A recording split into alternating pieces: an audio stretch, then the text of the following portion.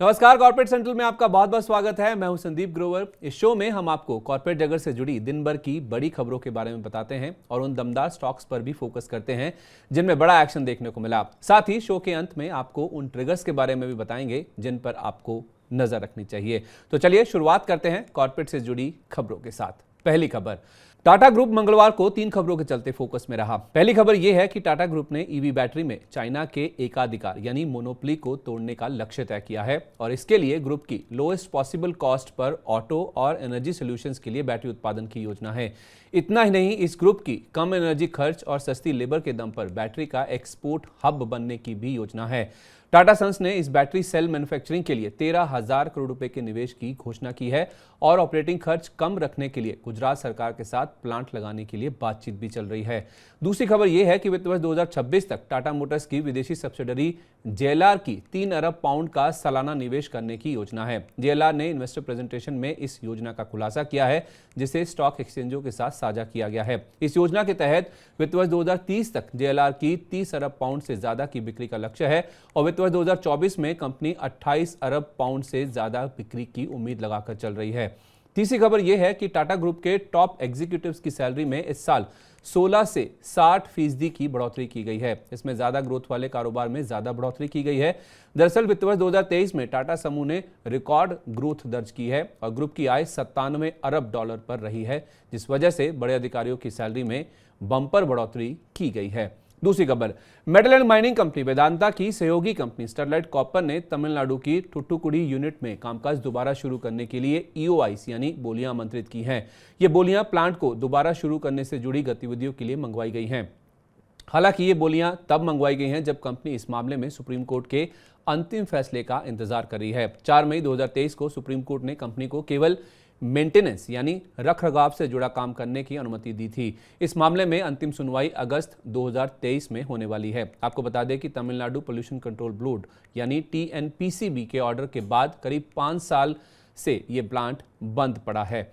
तीसरी खबर, खाद्य उत्पाद बनाने वाली कंपनी पतंजलि फूड्स ने अगले 5 साल में 50,000 करोड़ रुपए की बिक्री और 5,000 करोड़ रुपए का EBITDA यानी कामकाजी मुनाफा हासिल करने के लिए एक आक्रामक योजना बनाई है। गौरतलब है कि पिछले वित्त वर्ष यानी FY23 में कंपनी ने 1577 करोड़ रुपए का कामकाजी मुनाफा दर्ज किया था। वित्त वर्ष 2022-23 में कंपनी का मुनाफा बढ़कर 886 करोड़ रुपए पर रहा था, जो वित्त वर्ष 2022 में 806 करोड़ रुपए पर था। पतंजलि समूह के प्रमुख स्वामी रामदेव ने कहा कि पतंजलि फूड्स अपने कारोबार के विस्तार के लिए खाद्य उत्पाद और एफएमसीजी कारोबार को बढ़ाने पर ध्यान केंद्रित करेगी। साथ ही बड़े पैमाने पर पाम की खेती पर भी ध्यान दिया जाएगा। आपको बता दें कि पतंजलि फूड्स लिमिटेड का नाम पहले रुचि सोया इंडस्ट्रीज था, लेकिन पतंजलि समूह ने सितंबर 2019 में कॉर्पोरेट दिवालिया समाधान प्रक्रिया के तहत इसका अधिग्रहण कर लिया था। चौथी खबर, हीरो मोटोकॉर्प ने वित्त वर्ष 2024 में देश भर में प्रीमियम मॉडल्स की बिक्री के लिए एक्सक्लूसिव स्टोर्स खोलने की योजना बनाई है। कंपनी इस योजना के तहत 100 एक्सक्लूसिव स्टोर खोलेगी। आपको बता दें कि हीरो मोटो के चीफ एग्जीक्यूटिव ऑफिसर यानी सीईओ निरंजन गुप्ता का कहना है कि कंपनी वित्त वर्ष 2024 में हर तिमाही में 150 से 450 सीसी के बीच एक प्रीमियम मोटरसाइकिल लॉन्च करेगी। इसके अलावा कंपनी मार्च 2024 तक करीब 100 शहरों में अपने प्रीमियम इलेक्ट्रिक स्कूटर वीडा के डिस्ट्रीब्यूशन के विस्तार पर भी फोकस करेगी। कंपनी प्रीमियम मॉडल्स के सेगमेंट में अपनी ब्रांड इमेज को बढ़ाना चाहती है।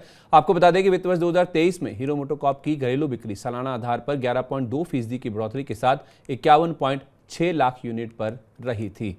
पांचवी खबर, भारत का टेलीकॉम बाजार एक तरह से 2 कंपनियों के कब्जे में आ चुका है। वित्त वर्ष 2022-23 के दौरान टेलीकॉम सेक्टर की कुल बिक्री में रिलायंस जियो और भारती एयरटेल की हिस्सेदारी को मिलाया जाए तो आंकड़ा 72% तक पहुंचता है और बाकी का 28% हिस्सा वोडाफोन आइडिया, बीएसएनएल और एमटीएनएल के पास है। वित्त वर्ष 2021-22 के दौरान भारती एयरटेल और जियो की हिस्सेदारी 70% और 2019-20 के दौरान 60% हुआ करती थी। आपको बता दें कि वित्त वर्ष 2023 में रिलायंस जियो और भारती एयरटेल की बिक्री 18.6% बढ़कर 1,67,000 करोड़ रुपए रही थी, जबकि वित्त वर्ष 2022 में यह आंकड़ा 1,40,000 करोड़ रुपए पर था। बीते वित्त वर्ष में इंडस्ट्री की बिक्री 16.2% बढ़कर 2,32,000 करोड़ रुपए पर हो गई है। पिछले वित्त वर्ष में यह बिक्री 2 लाख करोड़ रुपए पर रही थी। छठी खबर, भूषण स्टील लिमिटेड यानी बीएसएल से जुड़े कथित 47,000 करोड़ रुपए के बैंक धोखाधड़ी के मामले में मनी लॉन्ड्रिंग के आरोपों की जांच कर रहे इन्फोर्समेंट डायरेक्टरेट यानी ईडी ने दावा किया है कि बीएसएल और उसकी सहायक कंपनी भूषण एनर्जी लिमिटेड के जरिए सैकड़ों करोड़ रुपए की हेराफेरी की गई थी। दरअसल भूषण स्टील के पूर्व एमडी नीरज सिंघल को बीते शुक्रवार को गिरफ्तार किया गया था और दिल्ली की एक अदालत में उनसे हिरासत में पूछताछ की मांग करते हुए ईडी ने यह जानकारी साझा की। कोर्ट ने नीरज सिंघल को 20 जून तक ईडी की हिरासत में भेज दिया है। आपको बता दें कि बढ़ते कर्ज और अनियमितताओं के आरोपों के बीच भूषण स्टील ने 2017 में खुद को दिवालिया घोषित कर दिया था। इसके बाद टाटा स्टील ने भूषण स्टील और उसकी सहायक कंपनी को खरीद लिया था और इस तरह कंपनी बैंकरप्सी से बाहर हो गई थी। बाद में टाटा स्टील ने इसका नाम बदलकर टाटा स्टील BSL कर दिया था। वहीं टाटा स्टील में अब इसका विलय भी कर दिया गया है। सातवीं खबर, विंड एनर्जी सॉल्यूशंस मुहैया कराने वाली दिग्गज कंपनी आइनॉक्स विंड के बोर्ड ने आइनॉक्स विंड एनर्जी को खुद के साथ विलय करने की योजना को मंजूरी दे दी है। रणनीतिक फैसले के तौर पर की गई इस मर्जर की घोषणा के लिए 1 जुलाई 2023 की डेट निर्धारित की गई है। इस प्रस्तावित मर्जर योजना के तहत आइनॉक्स विंड एनर्जी के शेयरधारकों को हर 10 शेयरों के बदले में आइनॉक्स विंड के 158 शेयर जारी होंगे। यही नहीं, आइनॉक्स विंड की ओर से आइनॉक्स विंड एनर्जी के शेयरधारकों को पहले से जारी हर 10 वारंट्स के बदले में 158 वारंट्स भी जारी किए जाएंगे और हर एक वारंट की कीमत 54 रुपए तय की गई है। आइनॉक्स विंड एनर्जी के शेयरधारकों को ये वारंट्स 847 रुपए के इशू प्राइस पर जारी किए गए थे। इस मर्जर की घोषणा के बाद आइनॉक्स विंड एनर्जी के शेयर में 18% का उछाल देखने को मिला और शेयर ने 2148 रुपए के रिकॉर्ड उच्चतम स्तर को भी छुआ। तो ये था कॉर्पोरेट से जुड़ा आज का पूरा अपडेट। अब बात करते हैं शेयर बाजार की और कुछ ऐसे शेयरों पर नजर डालते हैं जिनमें आज दमदार एक्शन देखने को मिला और उसके पीछे की वजह भी समझ लेते हैं। पहली खबर, 13 जून मंगलवार को MRF यानी मद्रास रबर फैक्ट्री के शेयर ने इतिहास रच दिया। इस 3 लेटर्स के नाम वाले शेयर का भाव ने 6 अंकों का स्तर हासिल कर लिया है और पूरे शेयर बाजार में ये इकलौता ऐसा शेयर है जिसने 1 लाख रुपए का आंकड़ा छुआ है। दिन के दौरान शेयर ने 1,440,000 रुपए के आसपास का आंकड़ा छुआ और कारोबार की समाप्ति भी करीब 1% की बढ़त के साथ हुई। अब जरा आपको इस शेयर का थोड़ा इतिहास बताते हैं। 3 मई 1995 को शेयर ने 1,000 रुपए का स्तर छुआ था। फरवरी 2022 में यह 10,000 रुपए, सितंबर 2014 में 25,000 रुपए, सितंबर 2016 में 50,000 रुपए, उसके बाद 2018 में 75,000 और अब जून 2023 में इसने 1 लाख रुपए का स्तर पार किया है।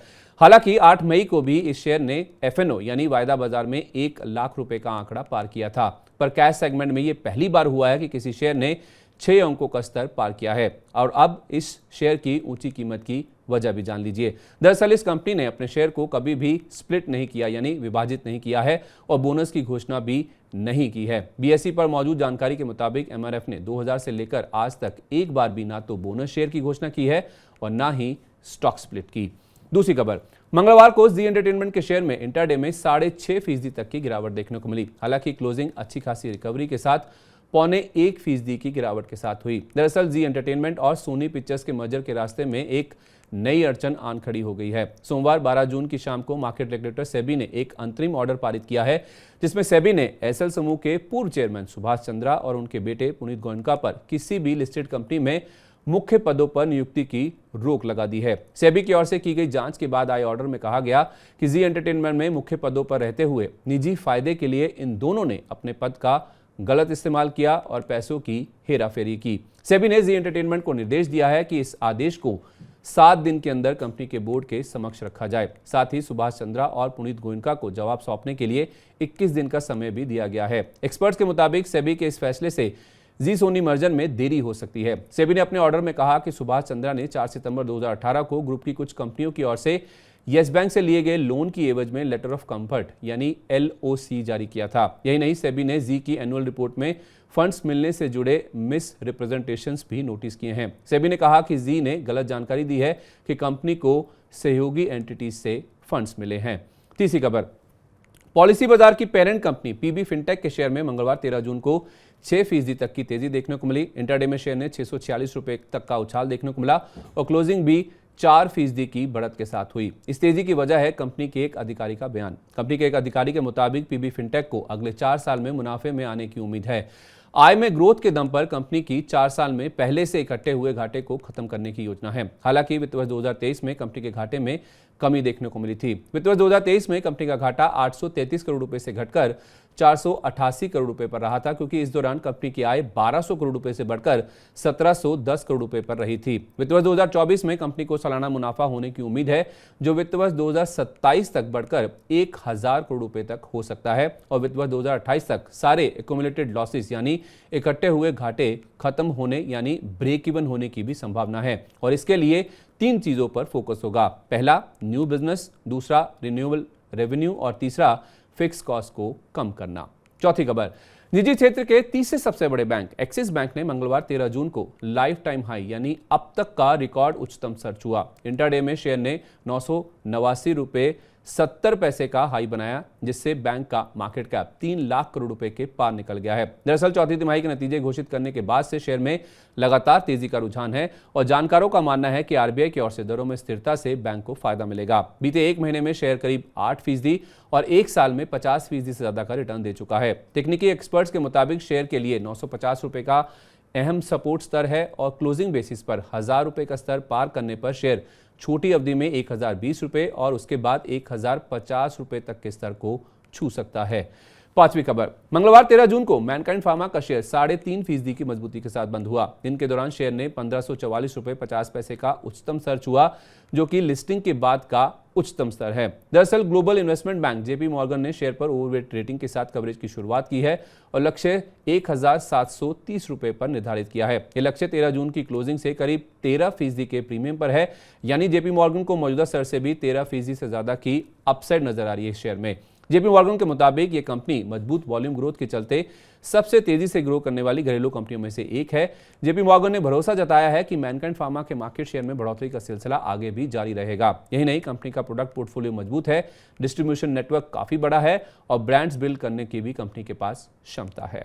इसी के साथ कॉर्पोरेट सेंट्रल में आज के लिए बस इतना ही। वक्त है आपसे विदा लेने का, लेकिन चलते चलते आपको बताते हैं कि बुधवार के बाजार पर कौन से ऐसे अहम इवेंट्स और ट्रिगर्स हैं जो खास तौर पर असर डाल सकते हैं।